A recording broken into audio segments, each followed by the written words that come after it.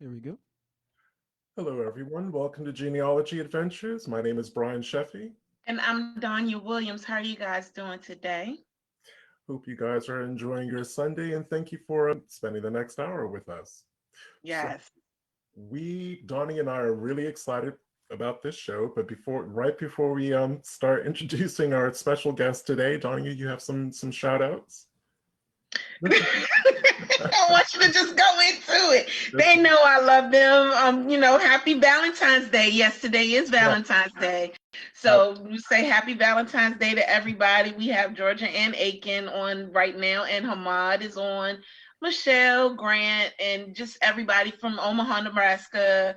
We just want to say hello and just tag people on this show today because it's going to be awesome. This is an awesome woman sitting in front of you guys today. This is going to be a humdinger. And without further Just tag people. Donnie and I would like to welcome to the show research professor and author and director of community voices at Morehouse School of Medicine, our very special guest, Dr. Henrie Treadwell. She's dedicated her life to working to improve access to primary health care for underserved communities here in the United States. She advocates for health policies as well as health services, again, here in the US. And one of the reasons why we're so excited to have her on the show today is in 1963, Dr. Treadwell, along with two other students, were the first African Americans to register for classes at the University of South Carolina, and they were the first ones to do so since the Reconstruction period. So I'll let that one sink in for a minute. When she graduated in 1965, she was the first Black student to do so since, are you holding your seats? 1877. So I told y'all. So from 1877 to 1965, there was nothing. There was nada. She was the first. She was helped by her aunt, the civil rights activist Modesta Simpson, and as well as the lawyer Matthew Perry Jr.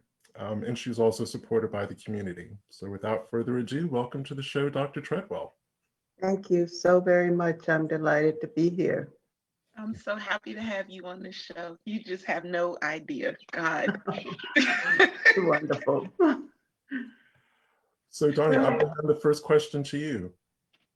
Well, my very first question is just, how did it feel to be you're the original Black girl magic. Yes. That you coined that phrase you're the reason for Black girl magic. How did it feel to be the first African American, period, not just the fact that you were a woman, just period, to enroll in USC? Because the men, they enrolled after you, if I'm not mistaken. Well, the men, I was the one who had the lawsuit. And so I was the one who was admitted.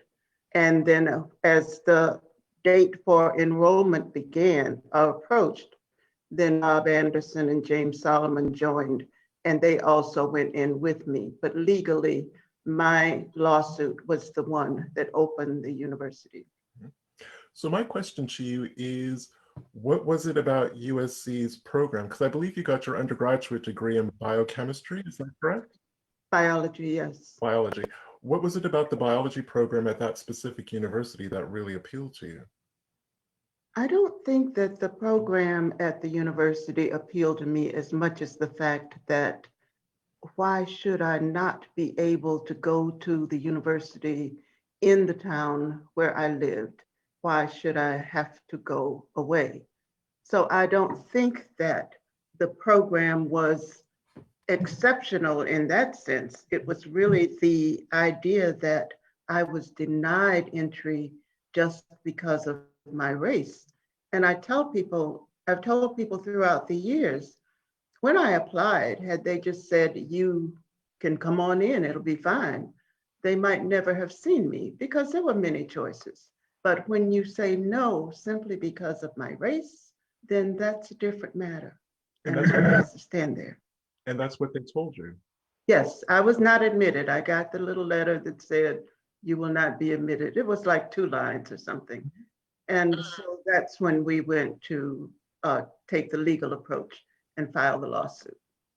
Wow. So in every other way, you met all of their criteria, grades, everything else. It was literally just the color of your skin that kept you up. Absolutely. When I finally transferred in, I brought so many extra credits that I actually completed my college education in 3 years. So there was nothing that they could, in fact, it took me a while to tell them that I was going to enroll even after the judge had ruled that they had to admit me. And then the rumor was, well, maybe she doesn't want us to see her transcript. Maybe something's wrong with that. So, there's always those rumors that go on. And it was kind of a delight to know that they had to really give me lots of credit for the courses I brought. So wait a minute. You was just this extremely smart person, and they had to deal with that. That's brilliant. Like, I'm loving it. You was just this overly smart person, and they trying to say, oh, she's ashamed of her credit. Yeah. Ashamed of her transcript. Yeah, it's what happens to people of color and women so often. People will try to underwrite and undervalue what you bring, as opposed to let's wait and see and let's assume that all is well. And so you're climbing up a mountain that shouldn't be there simply because of your race, and in some cases, gender. Well, because I was going to ask you, this was the 60s.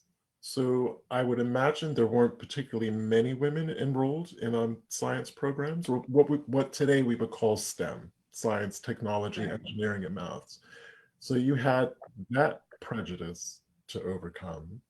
Then you had the color of your skin. I mean, what was that like?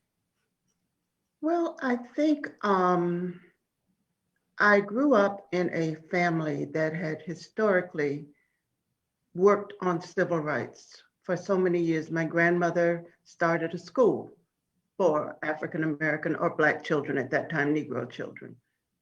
She started a church. My Aunt Majeska was a civil rights figure whose portrait now hangs in the South Carolina State Capitol. My mother filed a lawsuit to equalize pay for teachers in Richland County, Black teachers and white teachers, and won.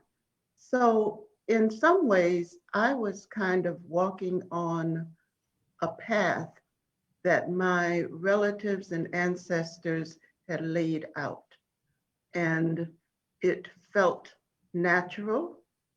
I had learned in watching them that you don't get distracted and you don't get angry and you don't get put off of your purpose.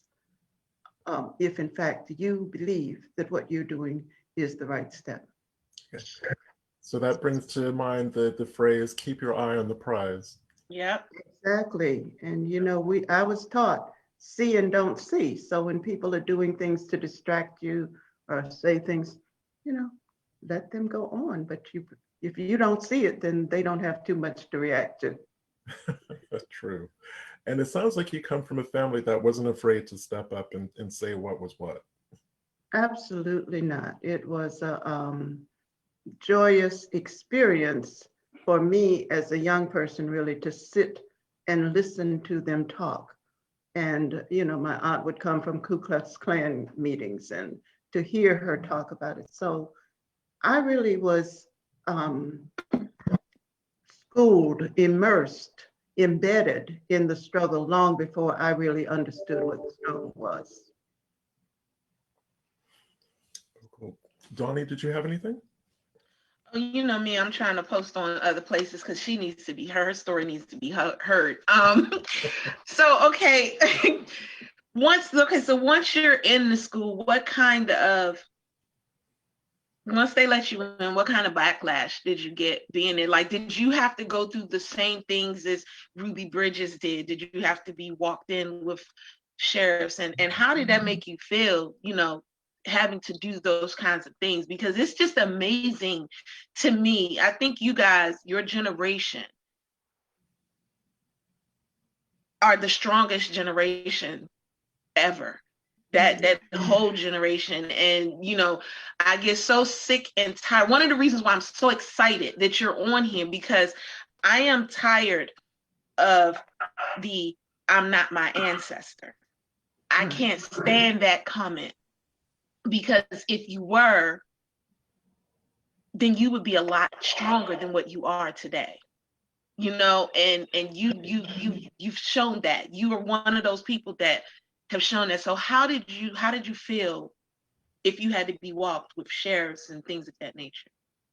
I was every day when I walked to class, I could see the officials, the law enforcement officers standing along the way. And so I knew that they were there to protect me. When I went into the university on that first day, it was a fairly controlled environment. And I think there's something about the state. They did not allow the press to be there to watch the actual enrollment. And in some ways, I think when people do things like that, they kind of want to keep it quiet. You know, maybe they'll come in and go away and then this will all be over. And I felt secure, though, because I think of my own sense of self, but I think I was also pretty much safe. We had the usual threatening calls and the dynamite thrown in yards and things like that. So I was kind of used to anything could happen. And the description that I got of myself from one of the professors at that time was that my eyes were always scanning the crowd. I was always looking to see what was out there. And a part of what I did as people talked about trauma and danger, it was, you know, I said, we're not going to have that. It's just not going to happen. And there's no reason for it to happen. And I think it kind of took away some of the, those who wanted to start something. It was clear that we weren't going to be baited and we weren't going to be afraid. So now the ultimate, the bottom line is that you do spend a lot of time alone and isolated because there aren't that many people around who want to be associated with you. But if you turn it on its head, it allows you to build your own strength and to build your own perspectives. And I think that's a part of what I took. I took away from the university much more than a degree. I took away the ability to really stand up and continue the fight for civil rights. I worry today because I think as many of our young children are going into schools that we think are the better schools, but they are being isolated, that they must be prepared. And we must acknowledge that they are entering foreign territory. And even today, when I go back to the university to speak or something, and if I give a speech, it's amazing that after the larger crowd is gone, there are always students who are white and Black who come up and say, I really like what you said, but I can't say it in front of these people here because they will retaliate against me.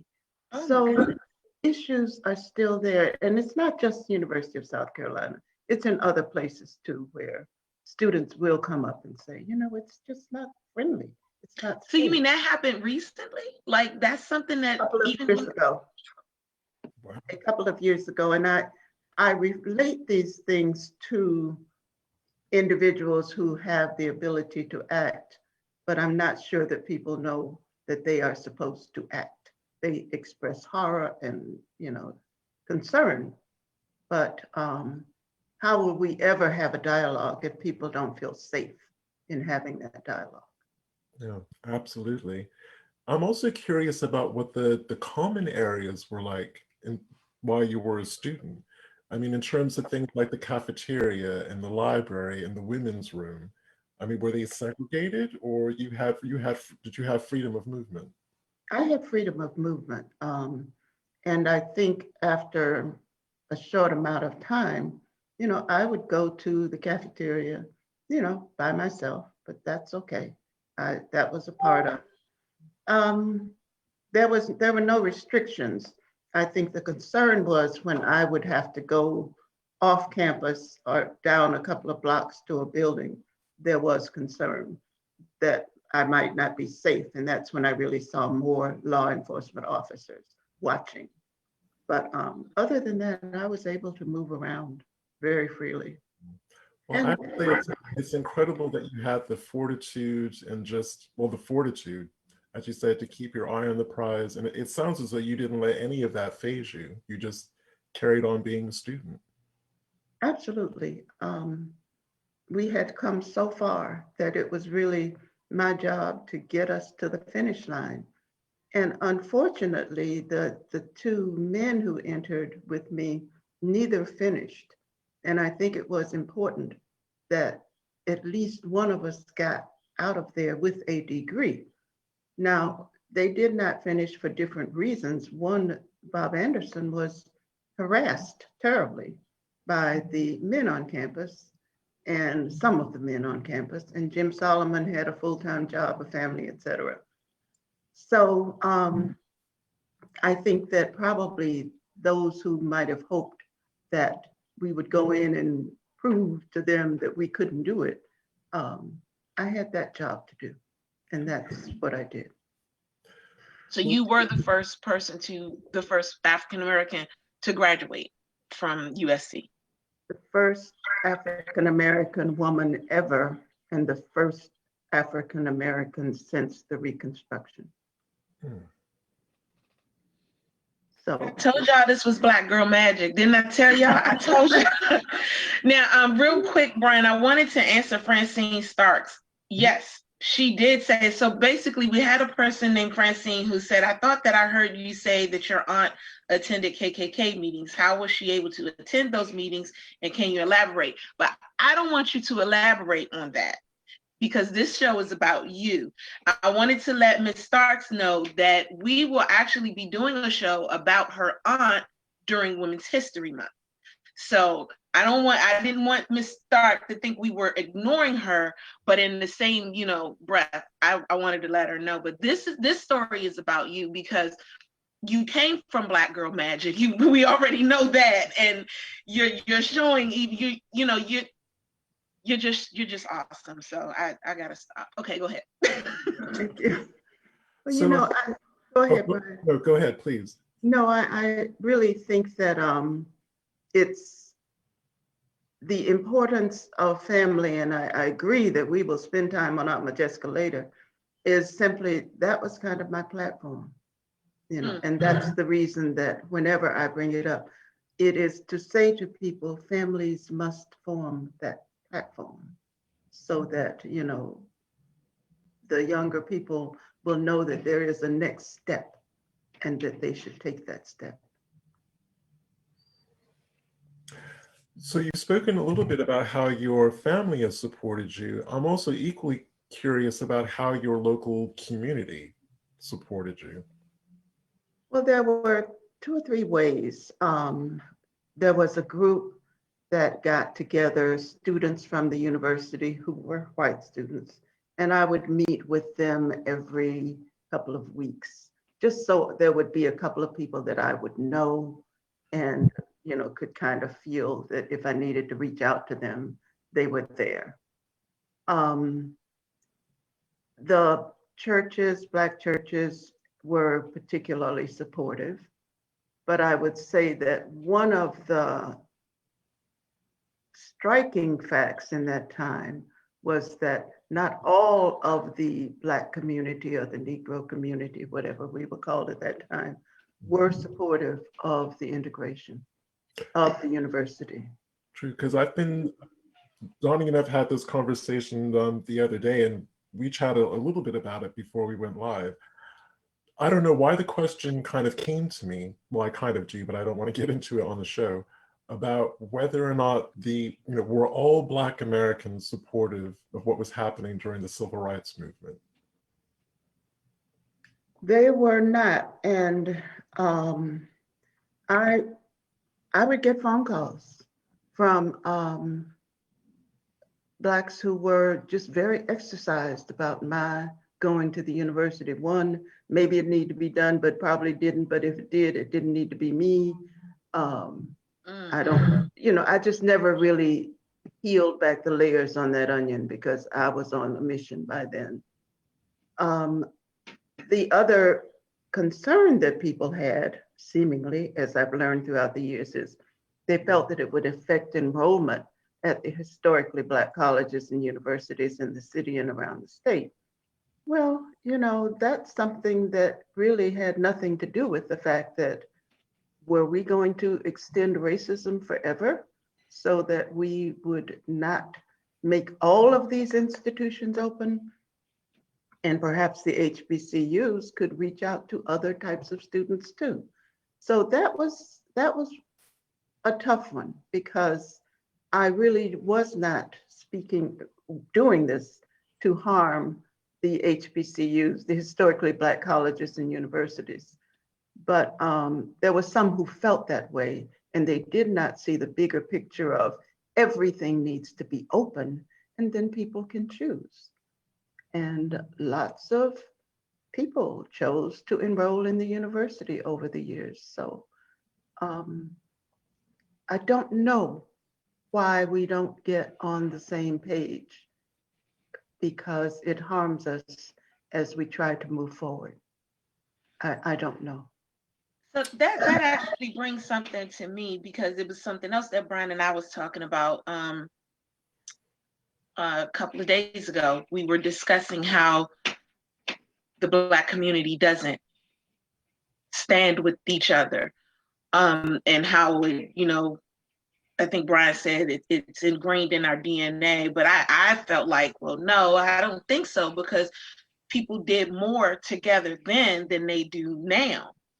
Do you see a difference in how African Americans are from your time and where they are today? Because my personal opinion is, I don't understand why we don't stand together anymore like you guys did, like our ancestors did who were enslaved, like our free people of color did who had to do other things. I feel like they were closer knit back then. So what are your thoughts? I believe that we had a big drink of the Kool-Aid about who was not worthy. And if I just look at the work that I have done throughout the years, particularly in my access to care, how did we sit silently and allow so many of our men and increasingly women to enter prisons as a result of racist systems and not say anything? It didn't, and I tell you, and people may not like my saying it, but in the meetings that I would go to where advocates were talking about how do we turn this around, they were mainly and perhaps only white people and me who were talking about this. Now, I think, and this is where I say people maybe drank the Kool-Aid, they were made afraid about those others over there, or it wasn't popular. And I was told it wasn't popular to look at even just the issue of African-American men. And just said, you've chosen the wrong group. If you want to start some advocacy, you need to work with seniors or something like that. I think that we simply have not given ourselves the time to reflect on how we did do so well in the past when we were doing more together than the isolation that we now have, and in fact don't put very much behind, in a group sense, the issues that are going on. I don't mean to be critical, I'm just making an observation, but I'm also perhaps saying we need to think through this a bit more and figure out how we can do more for ourselves. Nobody's going to save us for us but us. That's all there is to it. Yeah, I agree. I thank you for answering that, because my whole, when Brian and I would have that conversation, I never said drink the Kool-Aid, but that's it, Brian. They drank the Kool-Aid, but that's what it is. They took a big heaping gulp of that. And I feel like it happened, that Kool-Aid was finally swallowed around the mid 70s, when they just felt like, you know what, I'm about as equal as I'm going to get. And we're going to, we all can do the same thing. And it just kind of went downhill from there. And we've been going downhill ever since. And yeah, we all have our stereotypes. We have, I have them. I've had to catch myself sometimes when a young Black man would approach me in a dusk, in the evening, and I'd say, oh my goodness. And then I have to stop myself. And in one case, the young man said, I just want some directions to the bus station, and I'm thinking there's danger there. So we've been, we've soaked that up, and we've got to get rid of it.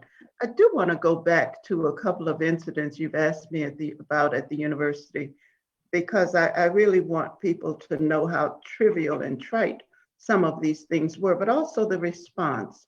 When I lived in the dormitory my first year, the young ladies across the hall would always bring food or something, leave it outside my door, and then knock on my door throughout the evening. And I would just open the door and kick it down the hall.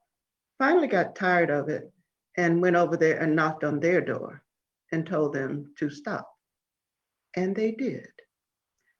On the other hand, I would get calls from white men inviting me to parties, and that wouldn't stop.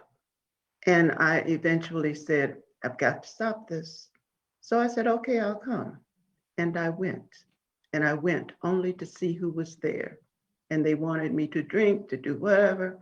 And within a few minutes, I left.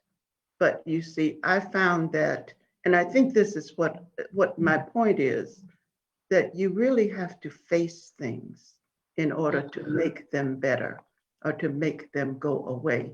You can't be the victim or be the one that says, I wish they wouldn't call me, because I never had another call from that group after I went to their fraternity party or whatever kind of party it was. And the little items were not left outside my door. So I think I'm trying to say, for a lesson in life, face it, and then it doesn't really grow into something that becomes harmful.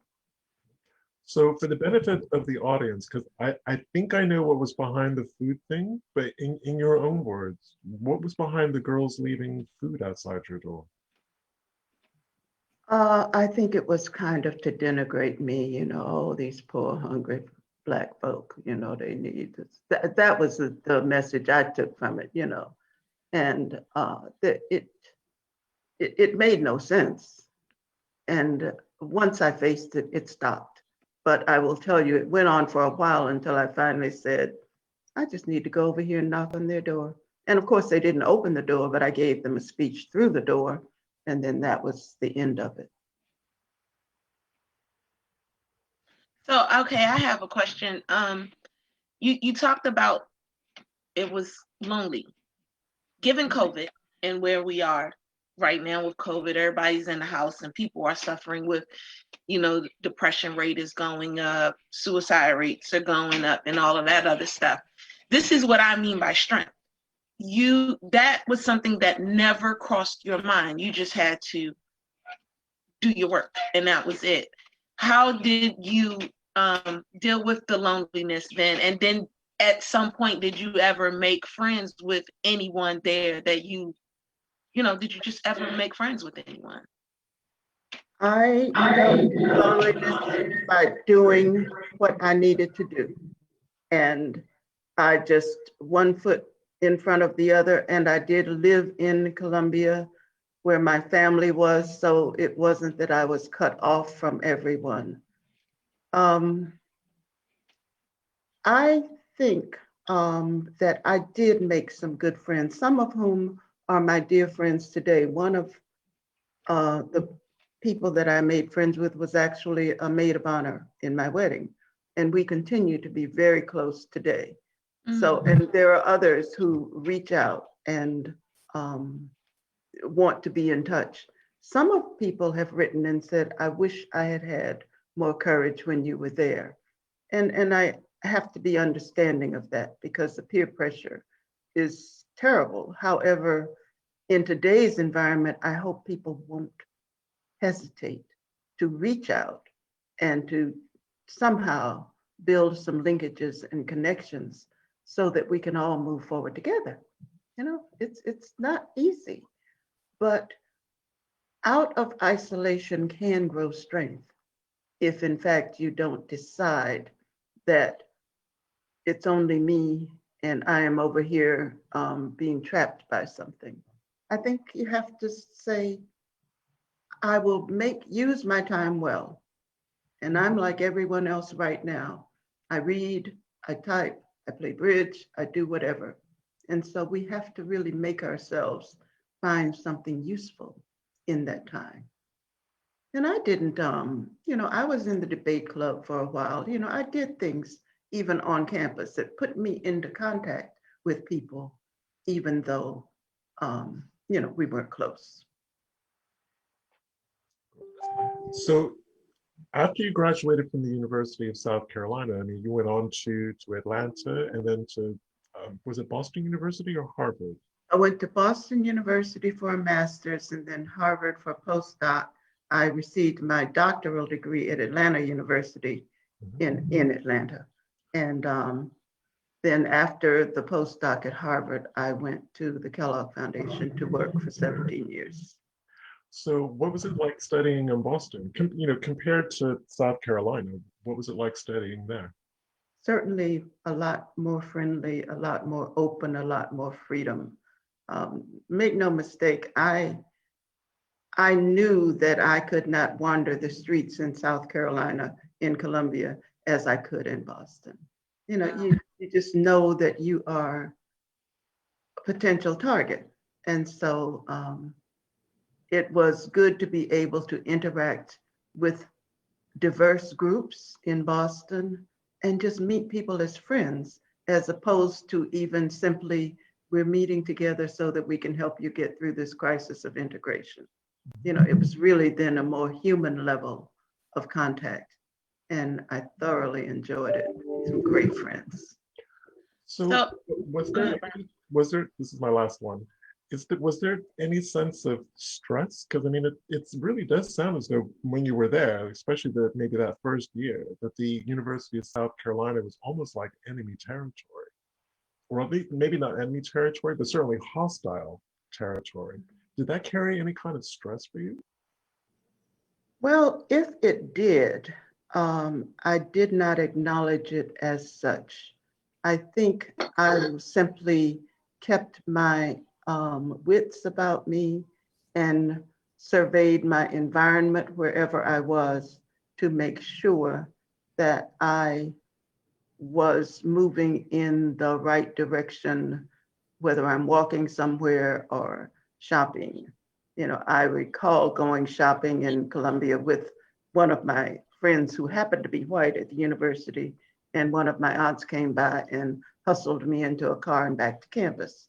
So, there were those moments when you forget when I forgot that I was a target, but I did not let it get to me. I think I was just blessed because I was not going to, you have to decide this is not going to get me.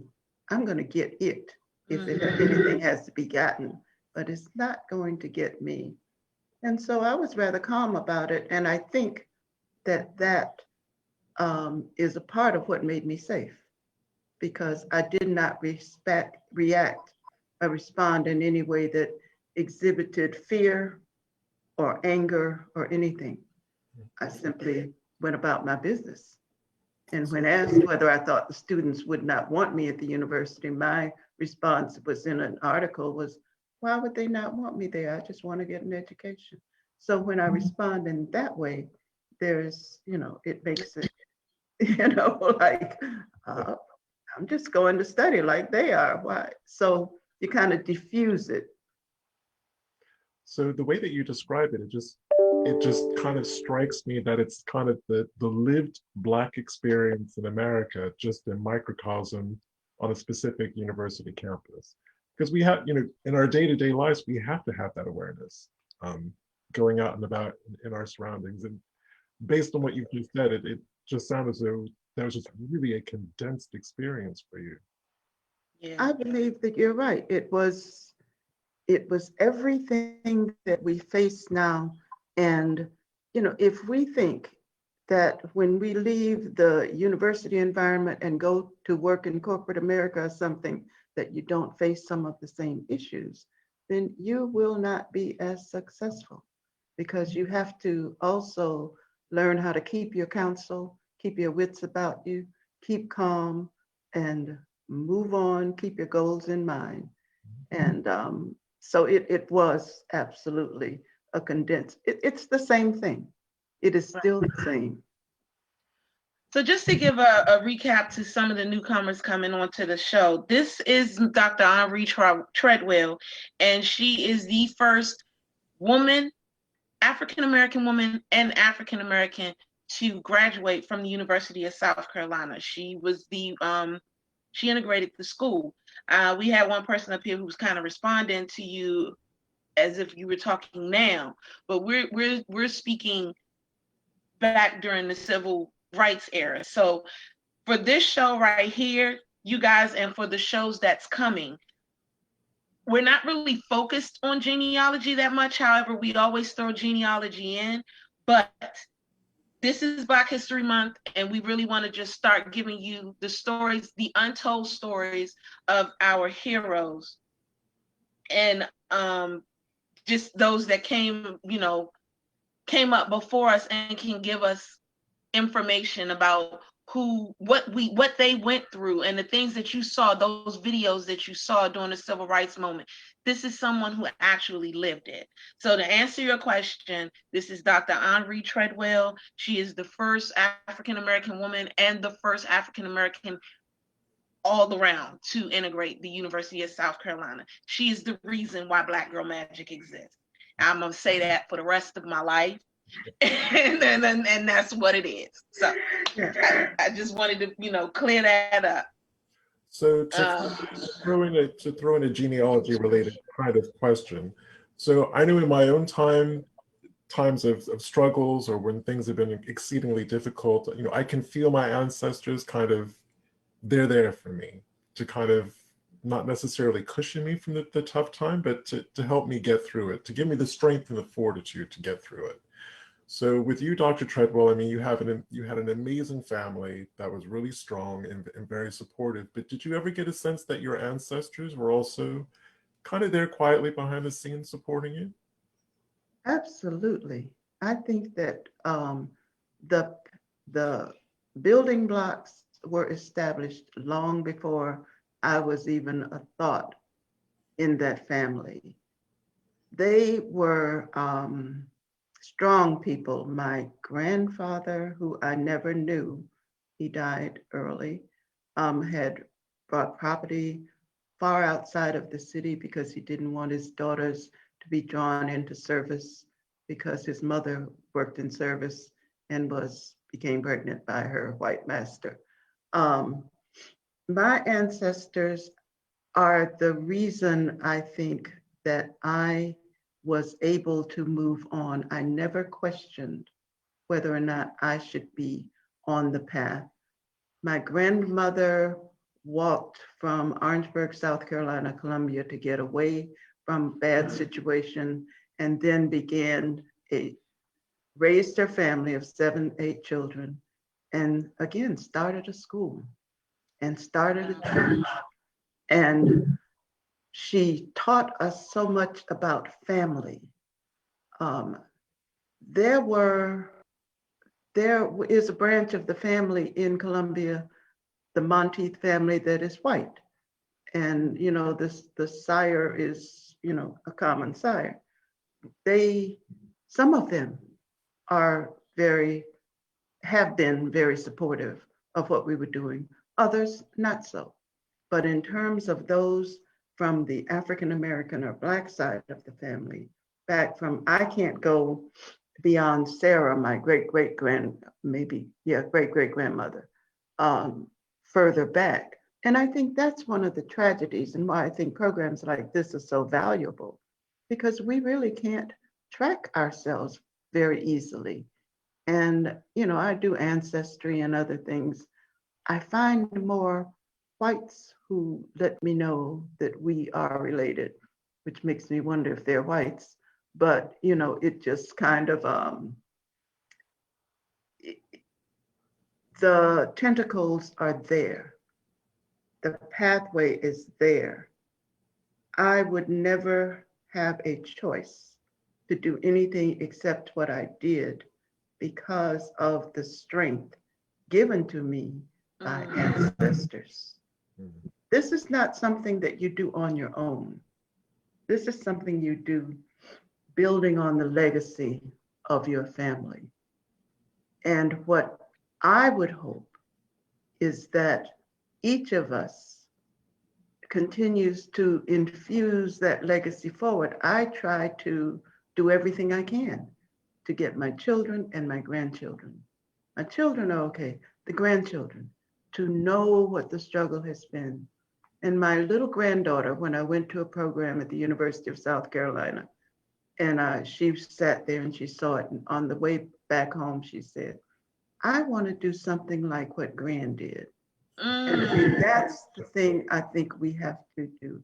It's very important where we come from, but it's equally important, and maybe more so in these days, to think about where we're going and how we get there. And we get there through our children. So, And children, whether they're ours or not. But would you want your granddaughter to have to go through what you went through during that time period? I mean, that was such a rough time. I would not want her to go through that, but I want her to look into society and to see what it is that is not functioning well for some groups, and in her case, African Americans. And what can you do? What can you contribute? I think about the University of South Carolina as a place where people I went to grade school with there went and received their master's degrees and doctorate degrees, et cetera. And the question, and so that made a lot of difference to them. I helped them get their master's degree. Now, the question is, will anybody ever look and see, all right, you benefited from her crossing that path. Who's benefited? What are you doing now? And I'm not suggesting that they're not doing it, but I'm suggesting that there is always something. And we know that in Black History Month, as well as in every other month, we are in dire straits in some of our communities, and we really must work. So I do not want my granddaughter to have to endure what I endured, but I can't guarantee that she won't, given the political climate that we sometimes experience. Well, actually, you said it beautifully, because the struggle is far from over, and the achievements and the rights that we have gained can just as easily be taken away. In 2020 and 2021, it brought that into sharp relief. So I would hope that your story and stories like yours would inspire children of your granddaughter's age to say, okay, so the fight continues, but because I know my grandmother and people like my grandmother, they achieved, they fought the good fight and they won. I can do that. People around me can do that. I think young people having that belief is a really important thing. So I have another question for you, because I need to clear this guy up that's on here. Mm-hmm. Affirmative action was not around when you started. Am I correct? You're correct. There was no such thing as affirmative action. There was affirmative keep you out of here action. Yes. So everything that you went through, because I think he's not understanding the time period of where you were. Now, I'm not going to ask the certain questions or necessarily give you the stuff that he's saying, but I do want you to be able to address these things that he's talking about without you really knowing and seeing what he's saying. You integrated because he came in late. As Brian was saying, you integrated the USC. You were the first African American woman to integrate USC after the Reconstruction era. And she was the first Black student to graduate from there since 1877. So all of this was well before affirmative action. Everything that you have gone through, everything that you have traveled through was well before all of these different things. I need for people to be able to give flowers to those who are supposed to have them. And Ms. Treadwell, Dr. Treadwell, you are supposed to have your flowers without any question. Thank you. And I don't he's kind of angering me, but I'm trying to keep it, I'm trying to be a big girl like you. I'm trying to be a big girl because this show. Maybe this might help the gentleman in the audience, is when Dr. Treadwell applied to the USC in 1963, her application, even though she met all the academic criteria, her application was rejected because she was Black. There was a lawsuit which she won so that she could be able to attend the University of South Carolina. That's it in a nutshell. There was no affirmative action, nothing. Nothing. This was before. She's the reason why affirmative action possibly came into play. So with that being said, again, Black girl magic at its finest, at its best. Respect it. That's all I need. I need for people to respect it, because this is someone who made stuff possible for you to do what you needed to do. She is a history maker. She was a history maker. She lived history. Respect it. Those are the things that I want. And I also wanted to ask you, did you get the opportunity to, no, it was, when did Martin Luther King pass? Well, when did he was murdered? 65? I'm trying to remember. Because did you get a chance to meet him? Yes, I did actually. I went to some meetings in South Carolina, and I was very fortunate to be able to hear him speak and to meet him. And many of the other civil rights leaders. This was the time of unrest. This was the time of moving forward. There were no open doors. My friends were those who were integrating high schools and things in South Carolina. So this was a difficult time, but a very rich time in history. It took, the civil rights, the lawsuit was actually filed in 61. It took 2 years for it to get through the courts. And because it was appealed all the way to the South Carolina Supreme Court. So this was a step to open a door. Those doors have sort of closed, but I will say this, the University of South Carolina was for a time one of the most successfully integrated schools in terms of numbers in the nation. So there evidently was a need. There evidently filled a need that people had in order to seek an education. And so I think that I agree with your comments. We need to be concerned about the things that are real and that are affecting us today, and not, as I said, I don't get distracted because that doesn't get me anywhere. Yeah, I have to be like you. I'm not there yet. You're wonderful. Hey, you don't know me on my days when I'm like you. You know what I'm saying? Not there yet. I'm just not that big of a girl yet. I'm going to say that you repaid the fortitude and support that you received, because you've taken that experience. You're breaking up, Brian. You just froze on us. Oh, did I? Am I back? Am I back? You're back to me. Okay. So I guess in my estimation, you've taken that whole experience, you've taken the education that you fought for and you achieved, and you're paying that forward because you really are a big advocate around healthcare for underserved and marginalized communities. So I think that that's a beautiful way of kind of paying back for all of that effort. When we think about the health issues that our communities faced in those days, tuberculosis, my family, many of them were engaged in working against that epidemic. We lost families to the sanatoriums. One whole branch of my family disappeared. And whenever I asked about it, they said, well, they go into those sanatoriums, the records weren't kept, and they never came out.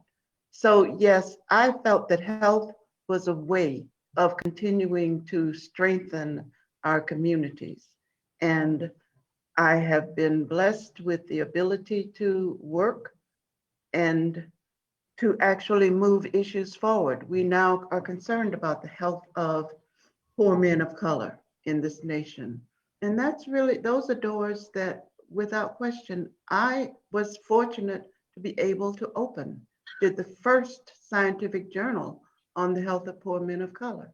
So what I did at the university didn't just stop there. It was a part of a pathway that continues, and from poor men to mental health, to prisons, to prison health, all of those things are still on my agenda, and I will continue to work on them as long as I'm here, because we have no time to waste. Donnie, I feel as though you're reading my mind at this point. It's fascinating that you mentioned that about tuberculosis, because when Donnie and I were researching some of our family members, we kept seeing this on death certificates, pellagra, and we didn't know what that was. We actually had to go and look it up. And again, it's a vitamin deficiency. Donnie, is it vitamin D that they're deficient in? Vitamin D, yes. Yeah, vitamin D. And apparently, and it's so funny because I actually have that. Yeah. Yeah, his genes travel forward, right? Yeah, I have that vitamin D deficiency. Yeah, but it was just really interesting. Go ahead, Brian. It was affecting their whole community. Again, so not tuberculosis, but another disease that is associated with poverty that was just widespread. Like I said, it just intrigued us, so we had to go and look up what it actually was. Yeah, I think I remember working after the university in communities where there was no water, and working to get water systems put in and homes repaired. I track all of that back to the time of reflection that I had at the University of South Carolina. When you talk about how do you use your time when you're isolated and don't have friends, think about the things that need to be done. And you reflect again on your history and on what your ancestors did and how they contributed, and therefore what you can do as you move on. And I'm happy that I received the Order of the Palmetto from the state of South Carolina, the highest honor that they can give, because it does say that people do recognize the work that I've done. I also have to say the work is unfinished. I lived in a dormitory called Sims Dormitory. Sims was a gynecologist who experimented on African American women without the benefit of anesthetics. Why would you name a women's dormitory after that person? And then why was I living in a place named after someone like that? And I'm still kind of working on that, So you have, there are things. Are you working to get the name changed? It's being worked on, and I'm being advised. Yes. You have she said be advised. Oh, I get phone calls. I'll put it that way. It's just been such a pleasure talking with you. Are you still there? Are you still with us? Okay. I'm here. Here. It's just been such a pleasure talking with you. One of our audience members pointed out the fact that you are considered a science rock star. So that means we need to have you back to talk about your science and what you've done as far as your work in biology and you know, we definitely need to have, you're going to be back on the third time. It's already in the books. I am happy to contribute in any way that I can. This has been very, very enjoyable because we've been able to simply exchange information and ideas in an informal way. And hopefully some of what I have had to say resonates with some who are listening. You're doing great work. You are really allowing us to think about ourselves in more ways than one. It's not one dimensional, but on several dimensions. And I thank you and commend you. Oh, we thank you too. Yes, we do. And conversations like these and histories like yours are really important to discuss, because I mean, I have a feeling that the next couple of years are going to be a dark struggle. They really, really are. And if we can find inspiration from the past and the present for those, you know, for those difficult conversations and political battles, then I think we'll be all the better for it. I would agree. But we have to be honest about where we came from and what it's taken to even get us here. And don't get distracted by the small stuff. Look at the big issues out there. Don't Yes, sweat ma'am. the small Go stuff. after it. I should get that on a t-shirt. Just don't sweat the small stuff. Well, thank you again, Dr. Treadwell. If you want to stay on for a while after we go off, you can. But thank you again for, you know, just really sitting here and enlightening us and blessing us. Because for me, I'm not speaking for everybody else. I'm speaking for myself, because I feel like I'm sitting in front of you with my legs Indian style right now. So, and just listening to them stories, because I love it. And you know, I've become a history person because of genealogy. And you mentioned Orangeburg, South Carolina. So I need to ask you some questions about that. Oh, there are some stories. Yeah, so, you know, but I appreciate it. I want to let everybody know that next Sunday, we will be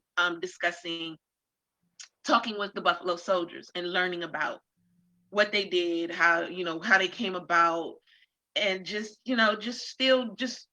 narrating our own story, something that we don't do. And where to We want to find know. also where you can find Buffalo Soldier related records, more about their history, their service, the service records that are attached to it. Mm-hmm. And they offer different things. They have museums. They have what is the word that I'm looking for? Where they have character. They talk about different characters and things of that nature. Hopefully we'll be able to pull one in for you guys. I'm trying, but I'm trying. That's all I can say. You know, but we're trying to get that done, where women or men and women did certain things, who they were and how they came about. So again, thank you so much. Look out for that, guys. And thank you so much, Dr. Treadwell, for being on the show. Yes, thank you. Thank you. I'll stay on for a couple of minutes. So for all of you watching us, wherever you're watching us, enjoy the rest of your Sunday. Thank you for spending this hour with us. My name is Brian Sheffy. And I'm Danya Williams. You guys have an awesome day. Happy Valentine's Day. Happy Valentine's.